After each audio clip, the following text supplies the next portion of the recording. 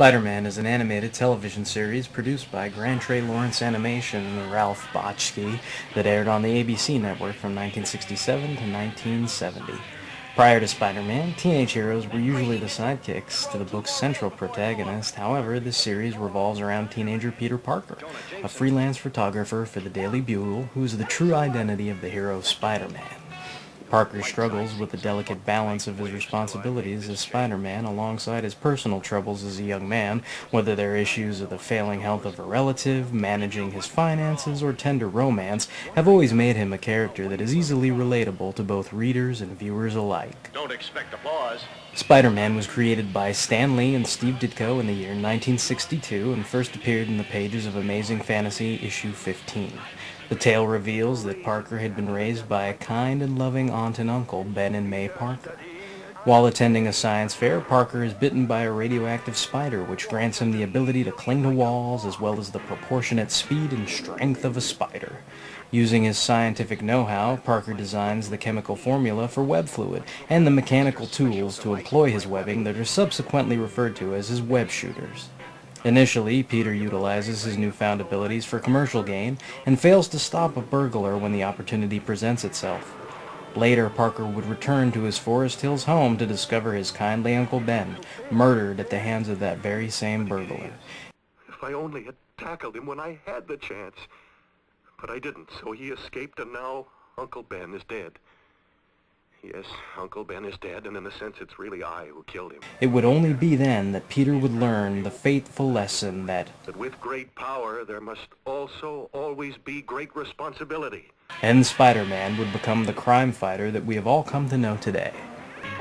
Robbers, killers, beware. Spider-Man is here. Interestingly enough, the episode, The Origin of Spider-Man, was a tale that was reserved for the second season of the television series. Spider-Man's own tale from The Amazing Fantasy proved popular enough to launch his own ongoing title, The Amazing Spider-Man, in the year 1963. Wallop and web snappers, it's me! Many of the early first-season episodes frequently feature Peter's boss, New York Daily Bugle editor J. Jonah Jameson, and Peter's first love, Jameson's receptionist, Betty Brant. Next time you see a diamond flying around, Peter, grab it for me. In the year 1963, J. Jonah Jameson first appears within the pages of Amazing Spider-Man issue number 1, while Betty Brant makes her first appearance inside the pages of Amazing Spider-Man issue number 4. Electro has escaped and no pictures. Yes, Mr. Jameson? Tell Parker when he comes in, he's fired. You can't fire Peter, Mr. Jameson. He's a freelancer. Don't tell me who I can or cannot fire, Miss Brant. Other members of Spidey's supporting cast would also make their television debut in this series, such as Captain George Stacy, whose first comic appearance would be The Amazing Spider-Man issue 56 in the year 1968. And oddly enough, Mary Jane Watson would completely eclipse Stacy's daughter Gwen on the television series, appearing not only as a girlfriend of Peter Parker, like her first appearance in Amazing Spider-Man issue 42 in 1966, but also as the niece of Captain Stacy. Hey, PDO. Why didn't you drop in tonight? I dig watching me dance.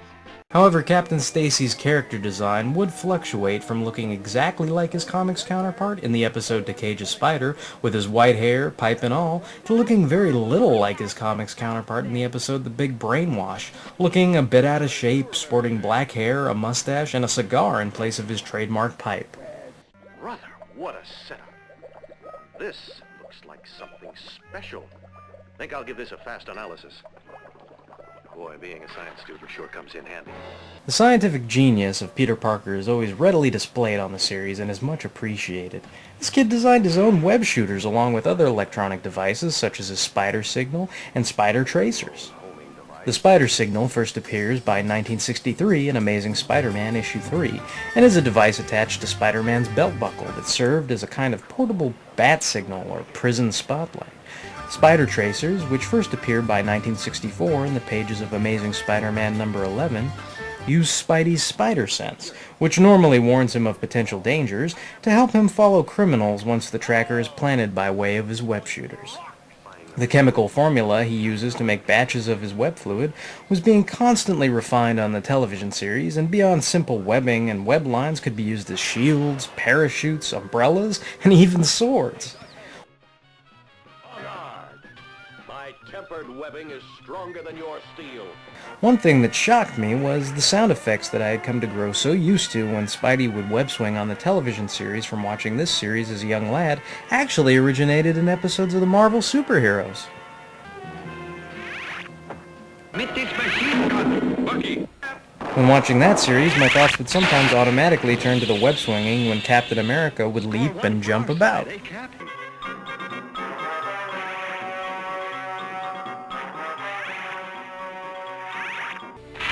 Let's separate and keep your eyes open.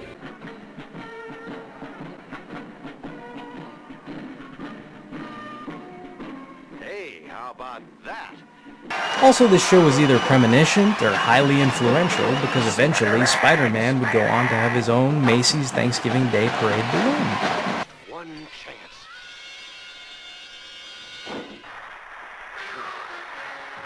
Now I know what it's like to be saved by Spider-Man.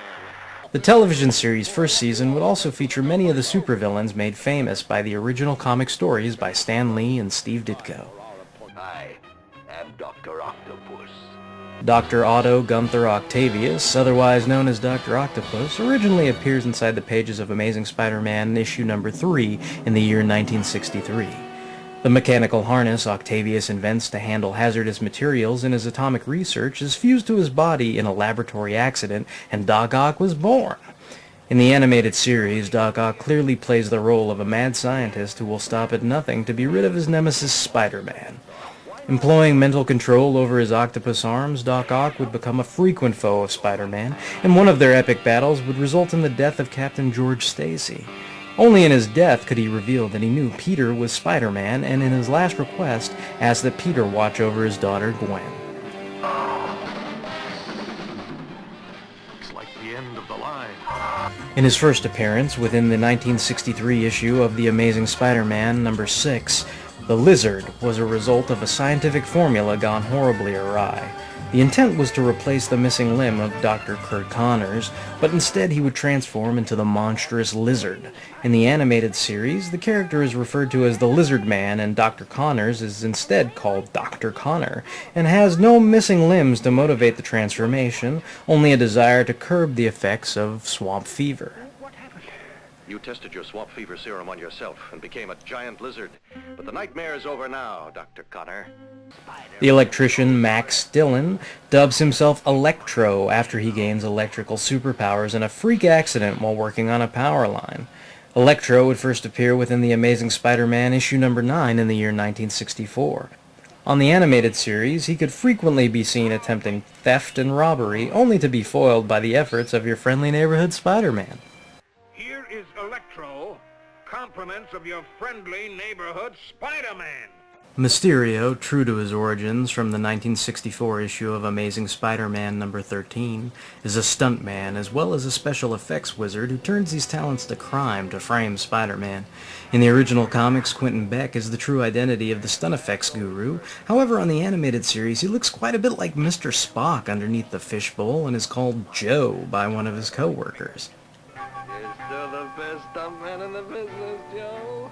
Also similar to the comics, Mysterio's gas would be utilized to dissolve Spider-Man's trademark webbing. His smuggler. You'll pay for this, Spider-Man, right now. How's that for a down payment?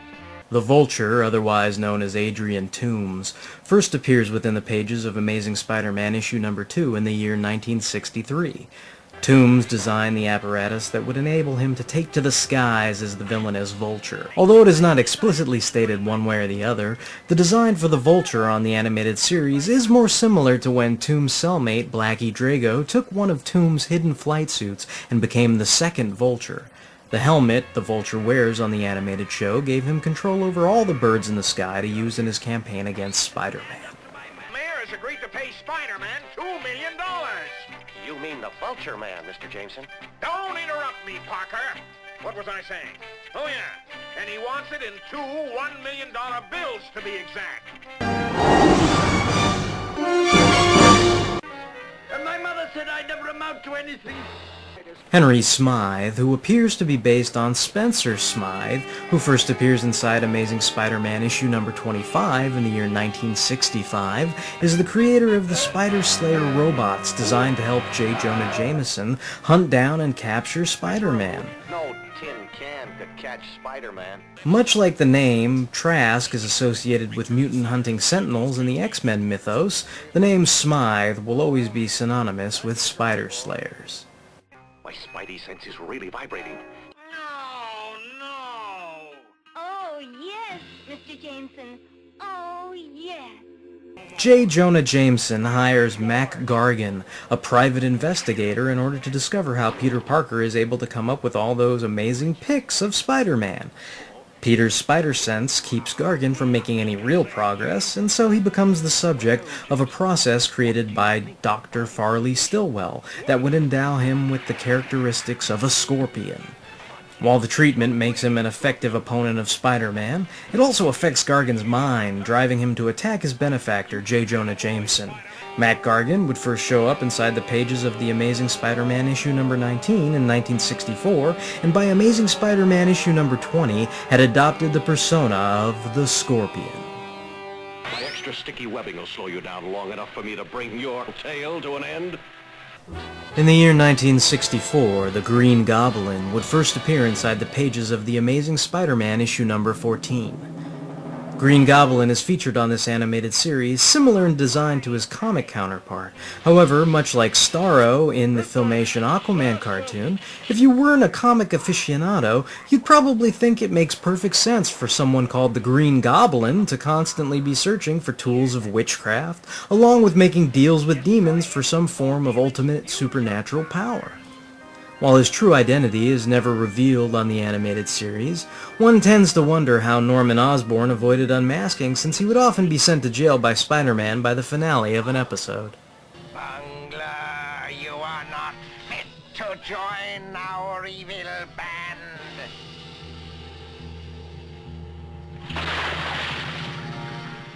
No, you can't leave me. I command you to come back. Please. Don't feel bad, Goblin. I still want you. Sandman, who goes by the alias Flint Marko, but whose true name is eventually revealed as William Baker, first appears within The Amazing Spider-Man issue number 4 in the year 1963. Baker's body becomes bonded to irradiated sand at a nuclear testing site after a successful prison breakout, and from that point on could shapeshift into living sand, which he could mold and control at will. Sandman would go on to be a longtime foe of the Fantastic Four as a member of the Frightful Four, but it was also through his rivalry with Benjamin J. Grimm, The Thing, that he would turn a new leaf and reform, starting in the pages of Marvel 2-in-1 issue number 86 by 1982, eventually leading to a limited run as a member of the Avengers as well as Silver Sable's Wild Pack. Water! I'm soggy! I can't do anything! Thanks for telling me your weakness. Spider sense is tingling. Something's wrong up front. What in the name of J. Jonah Jameson is that? Rhino, otherwise called Aleksej Stistovich, makes his first appearance inside the pages of Amazing Spider-Man issue 41 in the year 1966. Aleksej, who was the muscle for hire of the former Soviet Union, volunteers for an experiment that would bond the super-strong rhino hide to his skin, making him have the speed and durability of a rhinoceros. Although Rhino would frequently fight Spider-Man over and over again throughout the years, he would also serve as an opponent to the Incredible Hulk as well. Maybe the ox will make you talk. Let me at them. You bumbling fool! Cowboy, I didn't mean... Two members of the criminal trio called the Enforcers would also appear on this series. The brutish strongman known as Ox, and an approximation of the lasso-wielding Montana who is instead called Cowboy. Let's hit the trail. The Enforcers first appear inside the pages of Amazing Spider-Man issue 10 in the year 1964. Dig that flowing line like it's all soul, man. He must have dropped it. Roll your eyes over those crazy pajamas. Yeah, what some cats won't do to get attention. Wilson Fisk, otherwise known as the Kingpin, would set the benchmark for comic book crime bosses everywhere in the year 1967, first appearing within the pages of The Amazing Spider-Man issue 50. Kingpin serves not only as a foil for everyone's favorite webhead, but also would go on to become the primary arch-nemesis of Daredevil. In fact, Turk, one of Kingpin's lieutenants, who makes his first appearance inside Daredevil 69 in 1970, is actually the name of one of Kingpin's goons on this series, which is a wonderful surprise. But not for long, eh, boss? Cut it, Chuck. I tell the gags around here.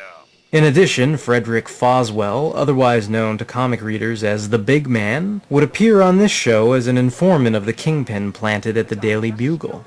In the comics, Foswell ended up becoming a lieutenant of the Kingpins, but eventually died saving J. Jonah Jameson from the Kingpin's goons. You win the round, Spider-Man, but I win the fight. There are too many villains created for the TV series exclusively to continue covering them all, but here are a few that are the standouts. Charles Cameo, an actor and master of disguise where one can't help but think of the chameleon. Blotto, a monster that seems to be inspired by the movie The Blob. It actually reminds me a lot of the alien symbiote which eventually yielded fan favorite Venom. Dr. Noah Body, an Invisible Man ripoff who has the distinction of being the leader of a group that comprise the Green Goblin, Electro, and the Vulture. Clive Clivenden, who is what might happen if Kraven the Hunter fathered a child by Crocodile Dundee, shows up to hunt and capture the Lizard, an evil mirror version of Spider-Man that appears to be in two places at once, calling himself the Human Fly, who is revealed to be a pair of twins called Stan and Lee Patterson, named after you-know-who, that are skilled in circus acrobatics. They actually predate the Human Fly called Richard Deacon that was created by the brother of the man who made the Scorpion in Amazing Spider-Man Annual 10 in 1967. And lastly, the Vine, who is like Biollante, plant monster of the Godzilla series, way before his time. You shall pay for your animal insolence. Animals such as you are fit only for the sport of beings of the vine. How dare you challenge our vegetable superiority? Ah, just looking at your filthy protein body disgusts me. While the first season is criticized for being formulaic in its execution, I have to say it's my favorite of the 3 seasons. The supporting cast of J. Jonah Jameson and Betty Brant, along with the majority of villains Spider-Man faces, are straight out of the original comics, and as far as what people might refer to as formula, I simply see as good solid story structure. The first season would also make good use of iconographic locations in New York City, such as the Statue of Liberty and the Brooklyn Bridge. Also, Paul Soles' deep-toned voice work as Spider-Man reminds me a good deal of William Shatner's style of leading man delivery. He's right. Can barely move. Must try. Got to stand. Only chance. That makes a good deal of sense. You might also recognize Soles as Bruce Banner in the Marvel Superheroes, Thinking with your fist is hardly scientific, Igor. We'll continue this discussion later. or from his cameo in the 2008 Incredible Hulk film as Stanley, the pizza shop owner. They say he's one of the best. By the second season, there was much more focus given to Peter Parker's college life and social activities, but with an erratic and ever-rotating supporting cast. Sure, Mary Jane and Captain Stacy appeared once or maybe twice, but most episodes had the poor man's versions of already existing Spider-Man supporting characters, such as Roy Robinson, who was a sports star like Flash Thompson, but also had a rich industrialist father who owned a chemical plant like Harry Osborn. Then there was a bevy of beauties that would make Joe Quesada proud, who would be part of Peter's social circle. Sonia, Susan, and Polly, who were all stand-ins for MJ, Gwen, and Betty. Not to mention Penny Jones, Daily Bugle airplane pilot, Mystery Girl Carol, who turns out to be an alien with spider powers, similar to Ezekiel, or Spider-Woman, I guess, and these Zsa Zsa Gabor as well as Raquel Welch type actress lookalikes who serve as damsels in distress for our friendly neighborhood wall crawler. Easy, Spidey. She's just a woman. There are hundreds like her. I guess. In the climax to the episode Thunder Rumble, the gang of supporting characters that show up to help Spidey come out of nowhere and look like they belong more in George Lucas's American Graffiti than in an episode of Spider-Man. They attempt to help Spidey stop a Roman god whose main objective is to apparently steal some gold.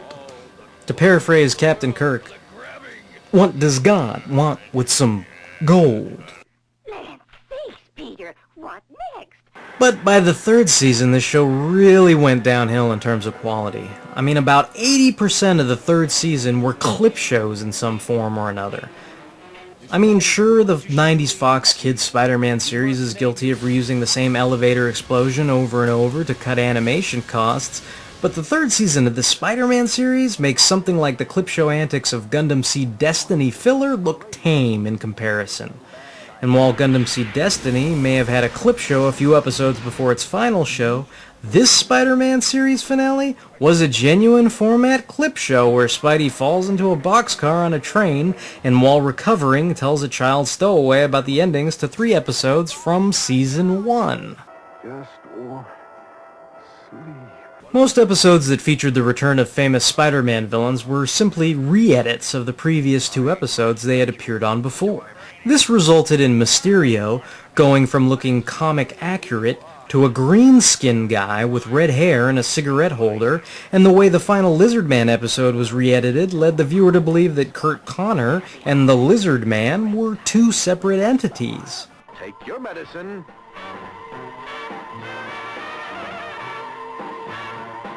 Wow. Not only did it take away his intelligence, it took away him. Now to find Connors. Or in other episodes, they simply changed the names and slightly altered the plots. Like this guy here, who looks like he escaped at a creep show. God damn bugs. I'll give them bugs. I own this goddamn building. There's not gonna be any more damn bugs. First, he went by the name the Master Technician in the Season 2 episode Swing City. Then, in no less than 2 Season 3 episodes, the character and slightly altered plots were reused, and he appeared as Dr. Atlantean in the episode Up From Nowhere, much to Prince Namor's chagrin. By Neptune's trident, I've never seen a horror like this before. And a few episodes later, in Specialists and Slaves, the same footage would return again, and his name altered to the Radiation Specialist. How can I not remember you, you prick? You creep me the fuck out, and I've seen what feels like the exact same episode with you in it, except you keep changing your damn name. How can I miss you when you won't go away?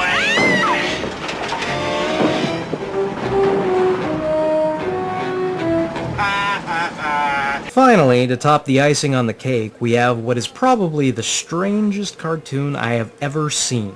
The Spider-Man episode Revolt in the Fifth Dimension. The majority of the animation for this episode was lifted from another cartoon called Rocket Robin Hood. Revolt in the Fifth Dimension is pretty much, shot for shot, the Rocket Robin Hood episode Dementia 5, except instead of Rocket Robin and Little John, they would just put Spider-Man in the place of Rocket Robin and have him utter the exact same dialogue. Nice place to visit, but I certainly wouldn't want to live. Sirens. In this super trippy experiment in weirdness.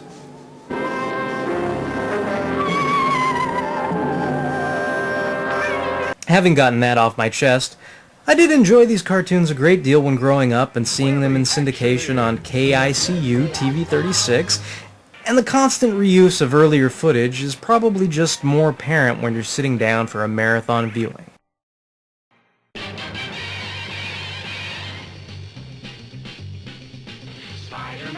Spider-Man does whatever a spider can.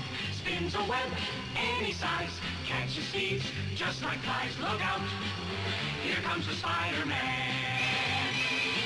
Is he strong? Listen, bud, he's got radioactive blood. Can he swing from a thread? Take a look overhead. Hey there goes the Spider-Man. In the chill of night, at the scene of a crime, like a streak of light, he arrives just in time. Spider-Man, Spider-Man, friendly neighborhood Spider-Man. Wealth and fame, he's ignored. Action is his reward to him. Life is a great big hang-up. Wherever there's a hang-up, you'll find a Spider-Man.